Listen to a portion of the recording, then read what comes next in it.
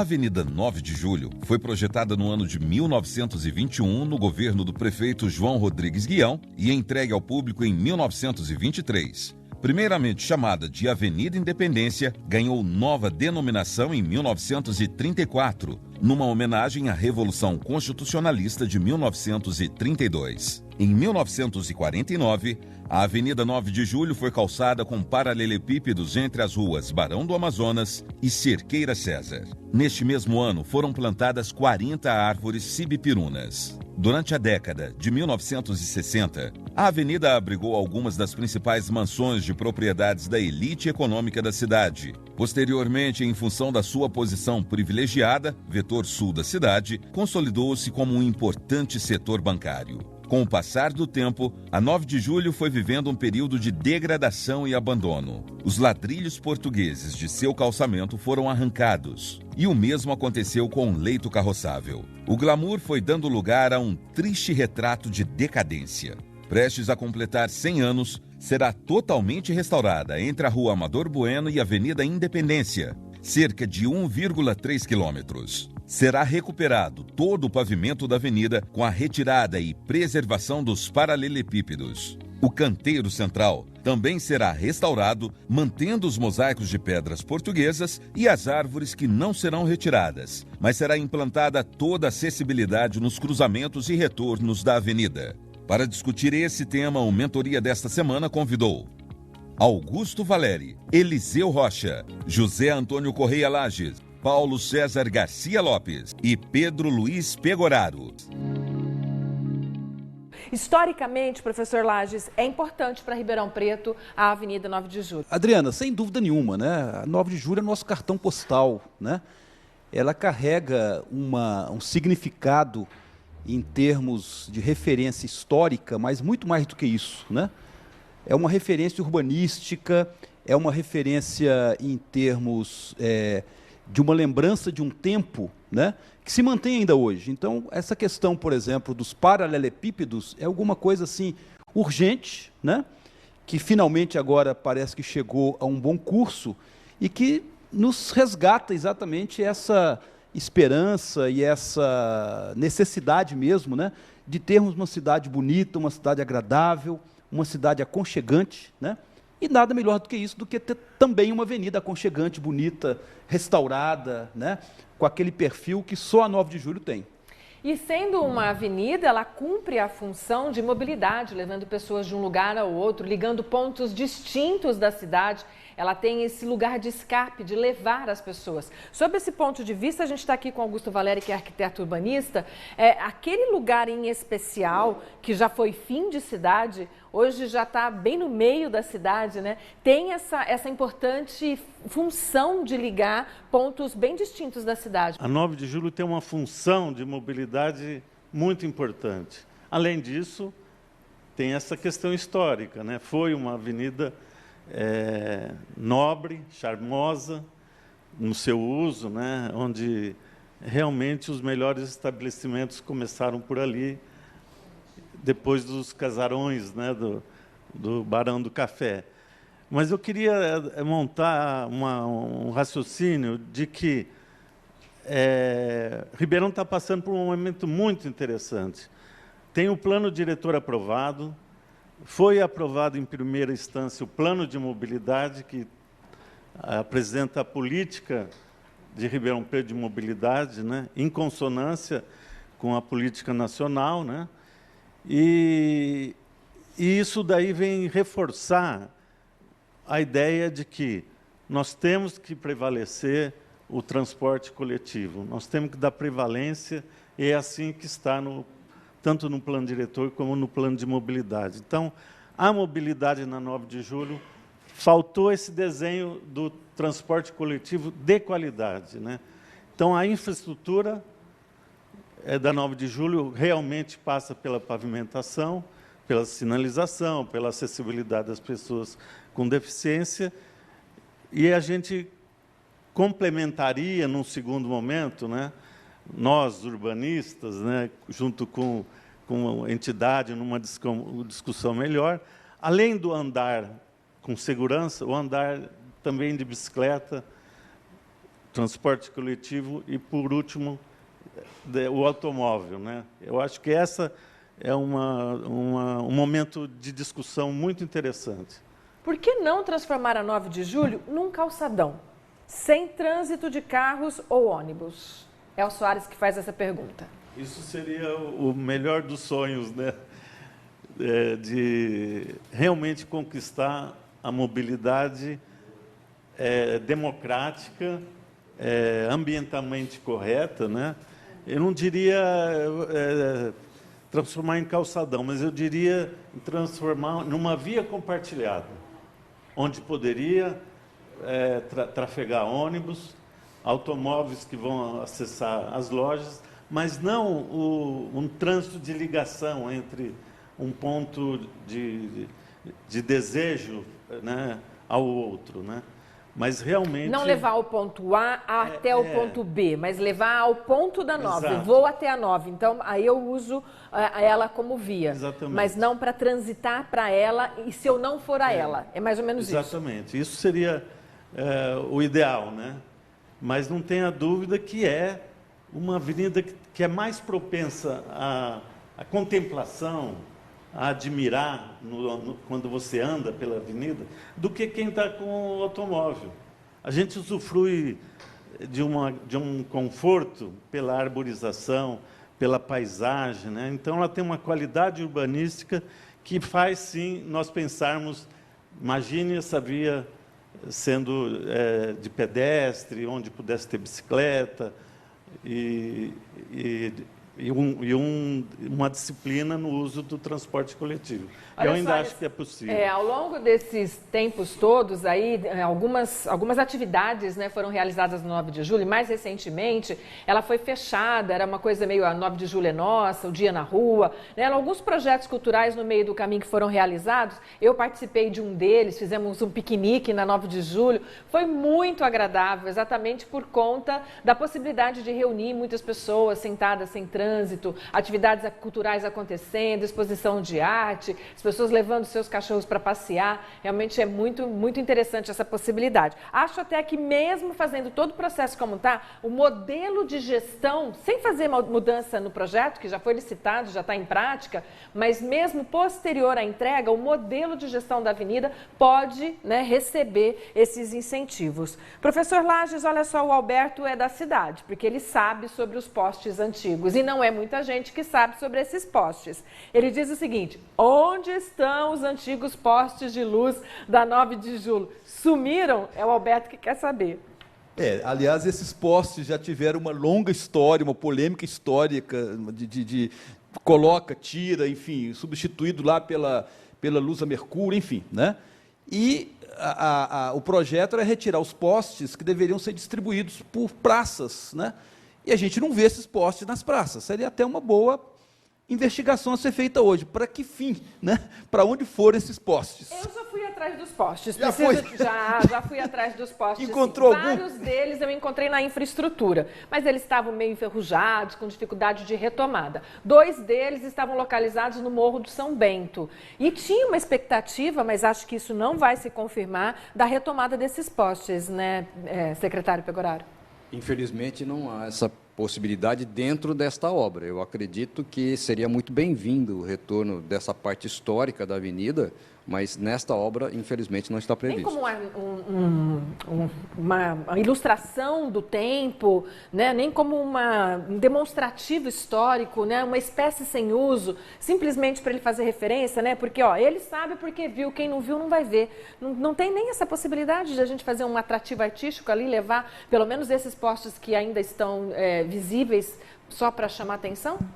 Essa é uma ideia que pode ser levada a cabo sequência. Numa sequência. A gente pode pensar em colocar esses postes que, por acaso, estejam lá na infraestrutura.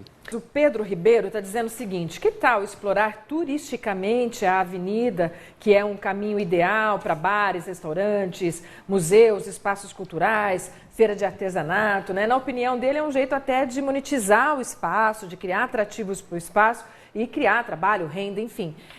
Historicamente combina, né? Porque ela tem esse atrativo. Voltar a ser residência como era originalmente, isso não vai acontecer, mesmo que já não tem mais esse perfil. Mas os bares, restaurantes e quem sabe ali um museu para contar um pouco a história do lugar, tem espaço para isso.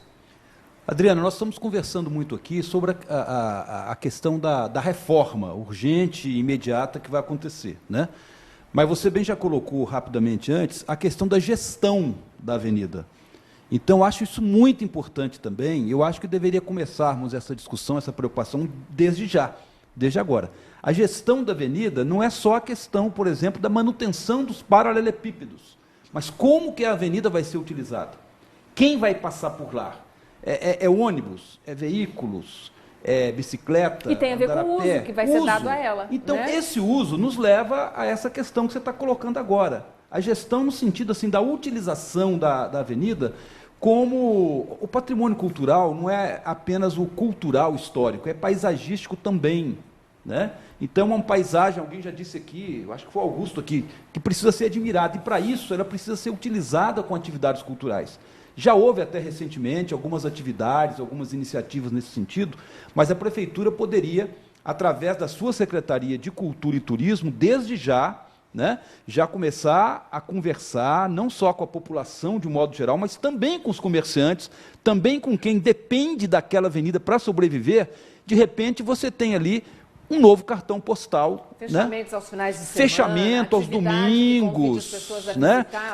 A realização de feiras, de atividades culturais, tanta coisa que pode servir ali para revitalizar, humanamente falando, a avenida.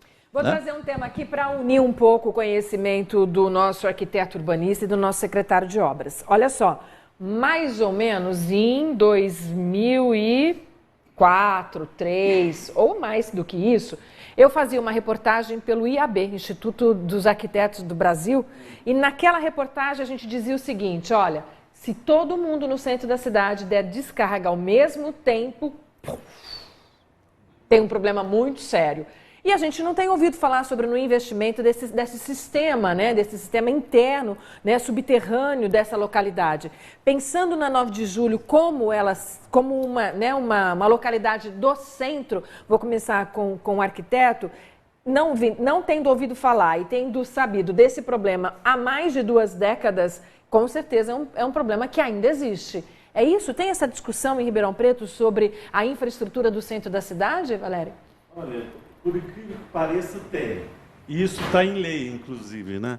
A lei de uso e ocupação do solo fala em densidade, fala na capacidade da infraestrutura e passa por essas redes de água e de esgoto, né?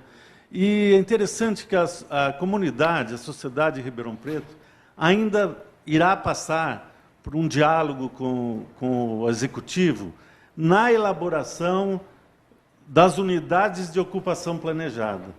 Unidade de ocupação planejada são setores da cidade específicos que têm uma particularidade especial e esse elenco de necessidades irá ser discutido com a sociedade. Isso está na lei de parcelamento do solo, que foi aprovada há pouco tempo, né?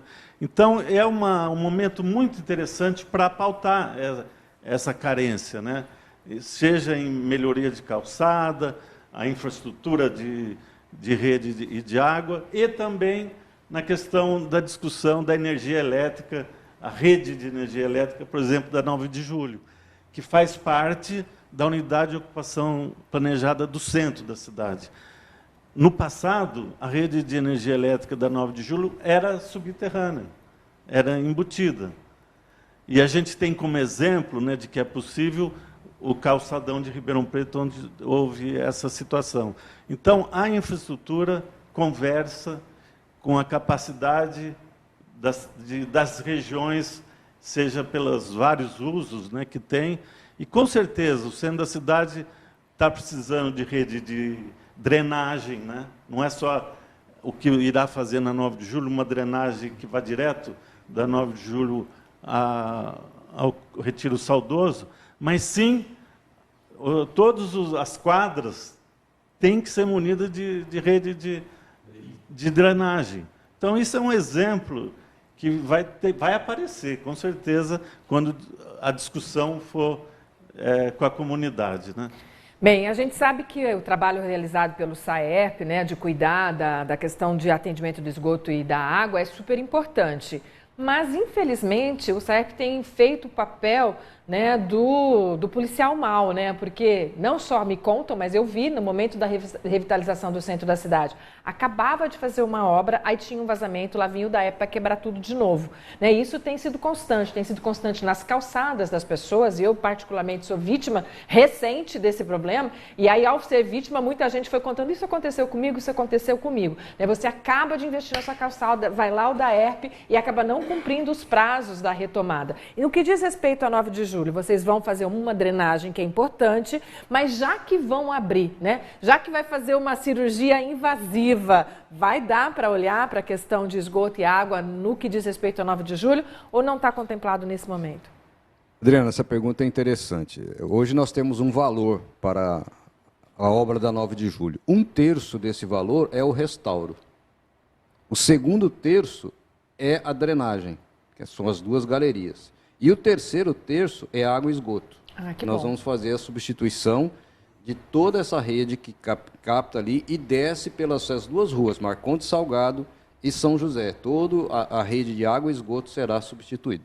Trazendo aqui também a participação de José Maria, que diz o seguinte: me preocupa muito a Transep e o meio ambiente, pois os problemas já existentes na cidade, eles normalmente não resolvem. Mas pensando aqui nos dois e trazendo um pouquinho para esse desafio, porque além de historiador, foi também vereador, então tem, né, conhecimento da questão pública, da descontinuidade de propostas, né, de você começar uma atividade num governo e terminar no outro, enfim, são coisas que cotidianamente a gente traz como notícia aqui no nosso programa. Mas pensando como preservar e desenvolver sem conflito. Como guardar a história, trazer esse referencial e, ao mesmo tempo, oferecer o que há de melhor de urbanismo, né, de qualidade de vida, de mobilidade, de agilidade no município, unindo as duas coisas. Como dar conta desse desafio? Adriane, acho que, em primeiro lugar, é ouvir todos, né? Então, se a gente vive numa comunidade, né, e o filósofo grego já dizia que o homem é um animal social, então acho que tem que abrir a conversa, abrir o diálogo com todos que têm esse interesse, têm esse carinho, têm esse amor pela nossa cidade. E aí entra também a 9 de julho, né? Então, eu acho que a prefeitura deveria investir muito nessa questão, por exemplo, desse diálogo, né? Convocando conferências, convocando reuniões públicas. A Câmara Municipal poderia estar avançando também, eu acho que cabe até mais à Câmara nesse aspecto, né, de diálogo constante com a população, para ouvir, para receber, para acolher sugestões, né? E, claro, você tem todo um arcabouço aí jurídico que já existe, você tem o Estatuto das Cidades, você tem aí a lei orgânica do município, você tem toda uma legislação que, às vezes, as pessoas não conhecem. E é preciso conhecer. E outra questão, Adriana, é a questão que eu tenho batido muito recentemente da educação patrimonial. Não adianta você imaginar que as pessoas vão despertar naturalmente para vamos dizer assim, uma admiração, ou uma defesa, ou alguma coisa que deva ser preservado porque faz parte de nossa identidade, da nossa pertença, né? Sem que elas sejam educadas para isso, né? Então, como tem a educação ambiental, educação em outros níveis aí, você tem que ter urgentemente uma educação patrimonial. Um apelo que eu faço aqui, né, à nossa Secretaria da Educação, né, já que nós estamos tratando de uma questão relacionada ao patrimônio, que isso seja algo dos nossos currículos escolares, né? Então, eu acho que essas duas vias, um diálogo permanente, constante, aberto, sem nenhuma pretensão de conflito, mas tentando dirimir esses conflitos, administrar esses conflitos, né? Porque a gente sabe que há interesse, aqui mesmo nessa conversa hoje, por exemplo, foi muito destacado aqui os prejuízos que os nossos comerciantes tiveram com essas obras, né? E com certeza está aí a reforma do 9 de julho que está trazendo preocupações grandes, né? O pessoal ali do alto da cidade, né? E essa questão também da educação, eu acho imprescindível, né? Super importante. A arquitetura e o urbanismo, de uma certa forma, né, Valéria, ela tem esse desafio constante na própria essência da profissão, né, na própria essência do profissional. Como preservar e desenvolver e fazer isso de uma forma que seja positiva para uma coletividade, para uma comunidade, para uma cidade do tamanho de Ribeirão Preto. Está na pauta de vocês pensarem sobre isso. Com certeza. Inclusive, o que o professor Lages comenta, né? Precisamos capacitar a sociedade de que eles são responsáveis também pela gestão e ter um veículo de demanda, né, daquele setor da cidade. Eles não são iguais.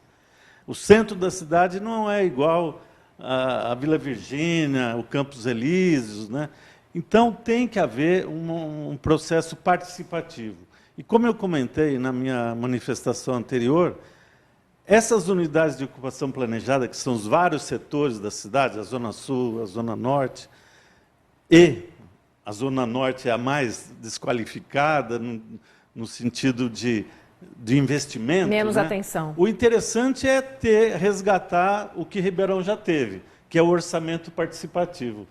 O orçamento participativo, eu tive a oportunidade de acompanhar, e ele conseguiu fazer o restauro do Teatro Pedro II.